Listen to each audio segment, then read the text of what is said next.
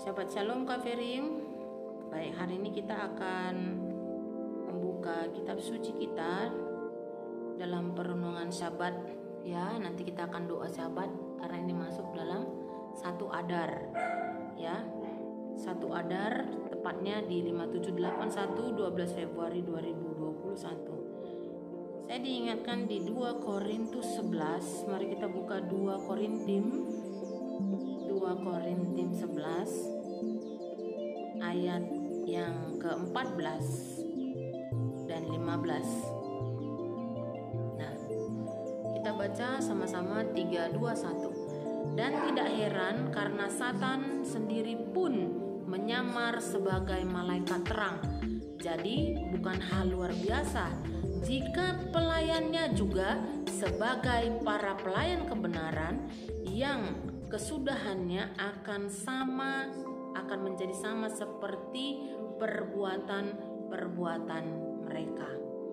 Nah, ini adalah pesan Rabi Saul ya, tetapi ini secara profetik atau secara roh, bahwa ini berbicara, saudara jangan terpaku dengan yang berbaju putih atau hal-hal yang sepertinya bersih, clean ya, kayaknya ini bagus, kayaknya ini baik ya, kayaknya ini dari Tuhan, kayaknya ini baik gitu. Kenapa? Karena Satan pun bisa menyamar menjadi malaikat terang ya. Kita tahu bahwa hari-hari ini dunia medis itu sedang melakukan vaksinasi ya, vaksinasi COVID, anti COVID ya. Yang melakukan itu adalah orang-orang yang memang berkompetensi di dunia kesehatan ya. Perlu kita sadari saudara bahwa dalam hidup ini, dalam kita sebagai manusia jasmani, manusia tubuh seutuhnya, kita tahu bahwa kita terdiri dari tubuh roh, tubuh jiwa, dan tubuh jasmani. Jadi kalau kita memiliki tubuh roh, tubuh jiwa ya, kita punya akal budi ya untuk belajar, sekolah tinggi, di teknologi, di perguruan tinggi, dapat S1, S2, S3, kemudian ada yang sampai profesor karena hasil pemikiran dari buah pemikirannya, dari hikmat-hikmat yang ada di dalam kepala ya, itu menjadikan manusia bekerja dengan akal budinya. Tetapi Elohim berkata bahwa kita adalah manusia juga terdiri dari tubuh roh. Karena itu Yohanan 4:24 bilang apa? Kita menyembah Dia di dalam ruah beemet, roh dan kebenaran. Jadi roh kita ini pun harus ikut bekerja. Dan untuk mendeteksi mana pelayan dari Bapa Yahweh dan mana pelayan dari dunia atau malaikat-malaikat kegelapan yang menyamar jadi malaikat terang, itu diperlukan sensitivitas ya, roh, secara roh, untuk mendeteksi ini dari Bapa enggak, ini dari roh enggak, ini dari Tuhan enggak, kejadian ini dari Tuhan enggak. Kenapa? Karena tubuh kita ini ya belum bisa manusia menciptakan sesamanya manusia. Kalau manusia menciptakan robot masih bisa, tapi manusia menciptakan manusia nggak bisa, karena kita punya creator ya, kita punya pencipta alam semesta, Adon Olam ya, itu yang maha dahsyat dan yang maha kuasa, yang mengetahui detail dari seluruh sel-sel tubuh kita ini ya. Jadi dia telah membuat imun di dalam tubuh setiap manusia, itu telah meletakkan imun. Nah, persoalannya apakah imun di dalam tubuh kita itu bertumbuh atau mati? Nah, kenapa? Karena kita ini diciptakan ya segambar dan serupa dengan Elohim. Beresit menuliskannya. Kita diciptakan segambar dan serupa dengan Elohim. Manusia kita diciptakan ya, baru kata Yahweh Elohenu melech haolam seat sani bet salmu, kita diciptakan serupa dan segambar dengan Bapa Yahweh. Dan jadi apa? Kita memiliki kuasa, telah diberikan Bapa kuasa di dalam tubuh kita ini ya.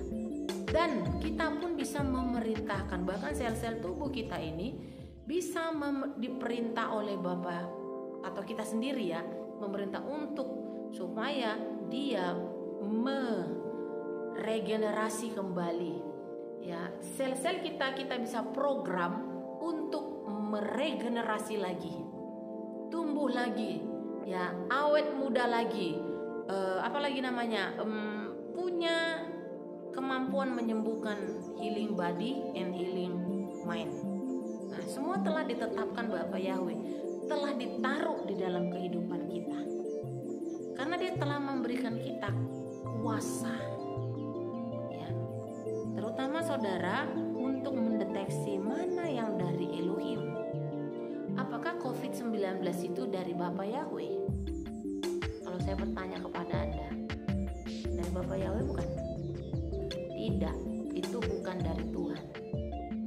Lalu, untuk menangkal virus yang bukan dari Elohim, manusia mulai menciptakan pengetahuan demi pengetahuannya, hikmat-hikmat duniawinya, ya, dengan katanya menyuntikkan vaksin ke dalam tubuh kita. Ternyata saudara, kalau vaksin itu dimasukkan ke dalam tubuh kita, apa yang terjadi? Ya, sesuatu hal yang dari dunia, itu kan dari dunia ya, masuk ke dalam tubuh yang sudah dikuduskan, sudah ditahirkan, sudah dipulihkan, dan sudah dibersihkan. Ya, alhasil apa? Itu akan selalu bertolak belakang dengan keinginan roh. Ya, itu akan selalu, makanya ada yang berkata orang akan mulai kehilangan kemampuan untuk berdoa ketika hal-hal yang dari dunia ini masuk, ya, ke dalam kehidupannya. Ketika hal-hal yang berasal dari dunia ini lebih mendominasi. Ya. Kenapa ada yang berkata begini, kalau kita makan sesuatu biar kita makan yang memang hasil dari bumi gitu ya. Contoh sayur, apel, sayur-sayuran, buah-buahan, ya itu kita makan, bukan kita memakan dari hasil-hasil kimia, hasil olahan pabrik. Tapi kita disuruh kembali kepada hal-hal yang berasal dari tanah. Ya, kenapa saudara? Supaya kita kembali kepada hal-hal yang natural. Ya. Jadi bukan hal luar biasa jika pelayannya juga menyamar sebagai pelayan kebenaran. Jadi ini saudara, setipis kulit bawang, mana pelayannya Satan, mana pelayannya Elohim, itu setipis kulit bawang. Kenapa? Karena yang Satan akan menyamar menjadi pelayan kebenaran. Hati-hati saudara. Ya, hati-hati. Sepertinya banyak nanti hamba-hamba Tuhan yang mengaku hamba-hamba Tuhan, mereka menyatakan pelayanan kebenaran. Ya, kita tahu bahwa emet kebenaran itu hanya ada di dalam Adonai Yeshua HaMashiach. Kita tahu bahwa nama yang benar itu adalah nama Tuhan yang disembah Abraham, Ishak, Yakub itu adalah Yahweh Zebaot. Tetapi kenapa tidak mau mengucapkan, bahkan memuji-muji nama Yahweh, mendeklarasikan nama Bapa Yahweh? Ya, seakan-akan semuanya menjadi pelayan kebenaran. Tapi mereka tidak mau mengakui nama juru selamat, padahal kitab sucinya sama. Kitab suci yang dipakai oleh bangsa Israel dengan yang beredar pada saat ini itu sama-sama ya. Cuman apa yang dibedakan di masalah nama. Ya, setiap agama punya nama sesembahan masing-masing. Setiap agama punya tempat ibadah masing-masing.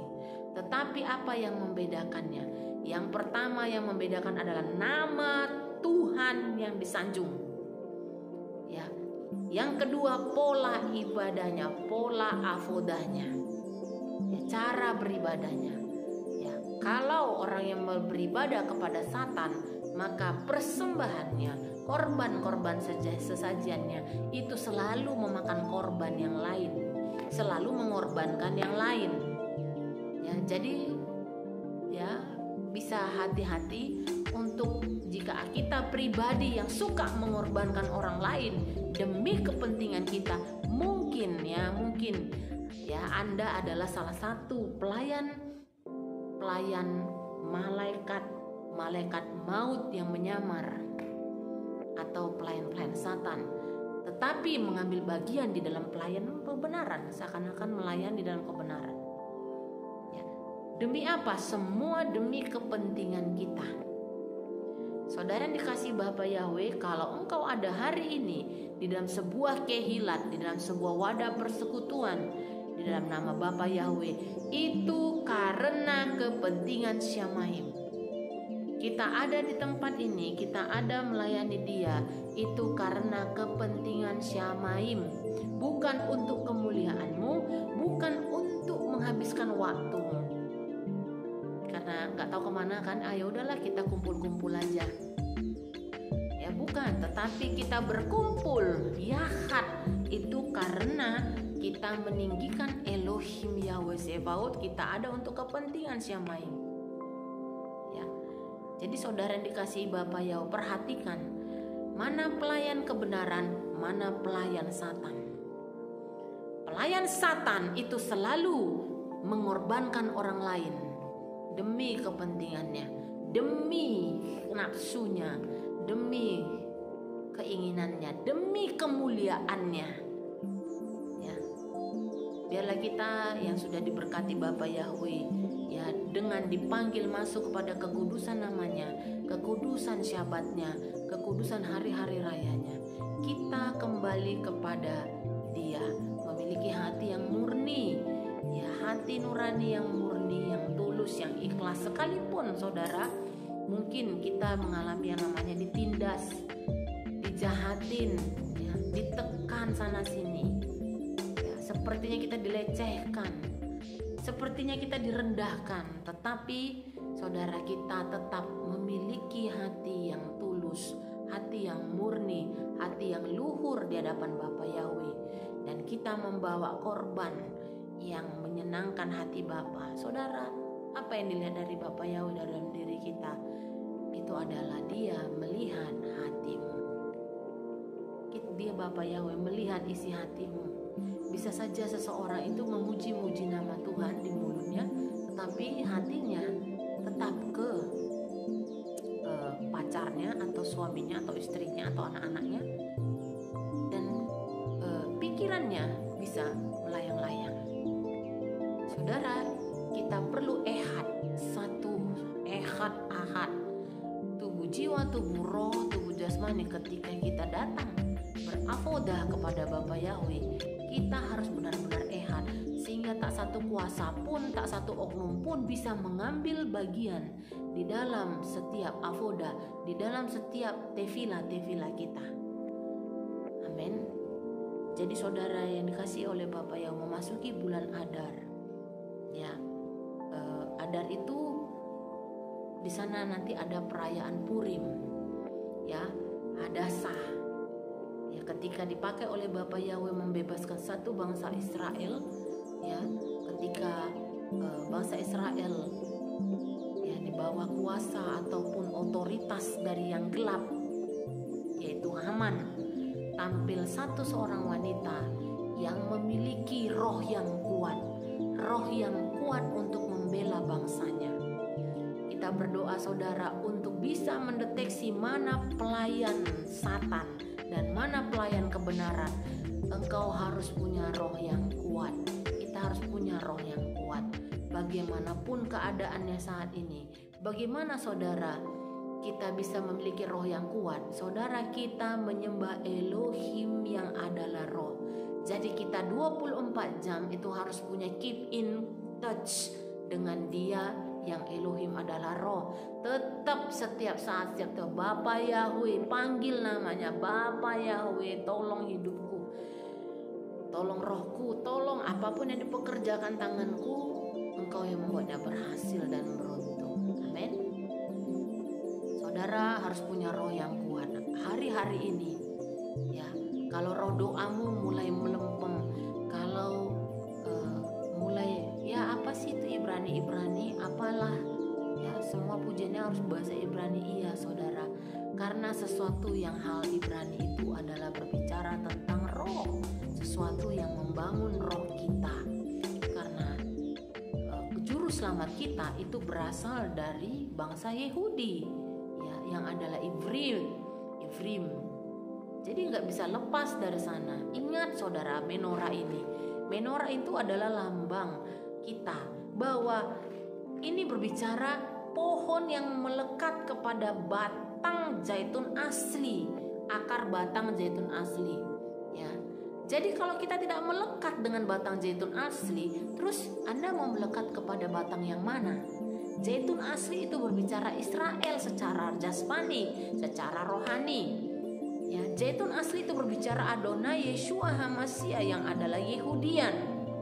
Gitu. Jadi bagaimana mungkin kita bisa terlepas dari hal-hal Ibrani?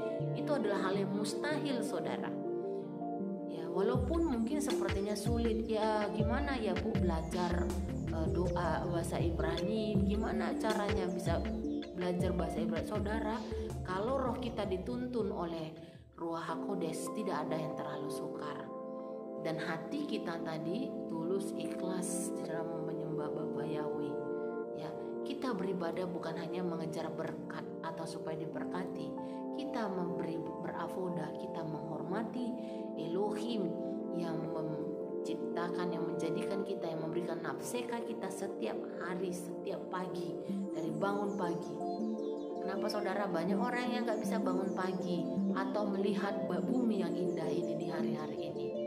Kita tahu bahwa setiap hari di Facebook selalu ada yang meninggal, ya. Tetapi kita diizinkan sampai hari ini menikmati karya ciptaan Bapa Yahweh yang Maha Dahsyat, menikmati angin, menikmati udara yang segar, menikmati pemandangan alam yang luar biasa dari Bapa Yahweh. Itu semuanya kesempatan dari Elohim. Karena itu, mari anak-anak Bapa Yahweh, supaya kita memiliki roh yang kuat untuk melihat mana kehendak Elohim, mana kehendak kita, atau mana kehendak dunia ini. Amin. Karena setan sendiri pun menyamar sebagai malaikat terang. Jadi ya, cluenya apa? Belum tentu yang berbaju-baju putih pada saat ini itu dari Bapa Yahweh. Amin. Apa itu berbaju putih? Ya, pikirkanlah sendiri ya Bapak Ibu ya. Minta Roh Kudus untuk senantiasa menuntun kita. Sebagai ayat penutup kita buka Mizmor 1, Tehillim 1, kita baca. Ini adalah hidup orang benar dan orang fasik. Ya, di sini Daud adalah seorang yang suka memuji Elohim.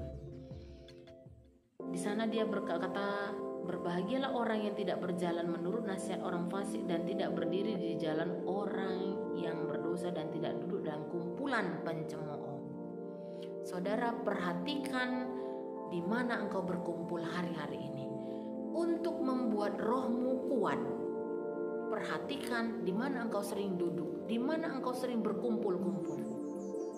Kalau engkau sering berkumpul dalam dunia pergosipan, dalam dunia yang hanya membicarakan target, dalam dunia yang hanya mengejar uang, mengejar kekayaan, dalam dunia yang hanya mengejar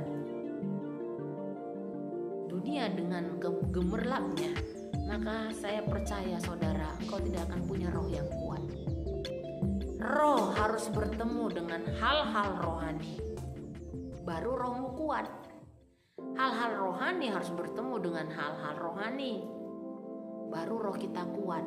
Baru kita bisa mendeteksi ini dari mana, ini pelayan Elohim atau ini pelayan Satan. Kalau kita terlalu banyak berkumpul dengan pencemooh, maka apa yang terjadi? Maka kita akan bersama-sama seperti orang fasik. Kitab suci menyatakan kita akan sama seperti orang fasik. Amin. Perkuat rohmu, the excellent spirit, ya, roh yang kuat, maka saya percaya apapun tantangannya, apapun godaannya, apapun yang sedang terjadi di hari-hari ini, yang sedang dunia alami, engkau tidak sampai mengalaminya, karena kita ada di dalam lingkupan perlindungan Magen Abraham, ya, perisai Abraham. Kita punya kubah, ya, kuasa darah Adonai Yeshua Mashiach melingkupi kita. Amin. Ken Yehiroson, Shabbat Shalom, Bapak Yahweh memberkati.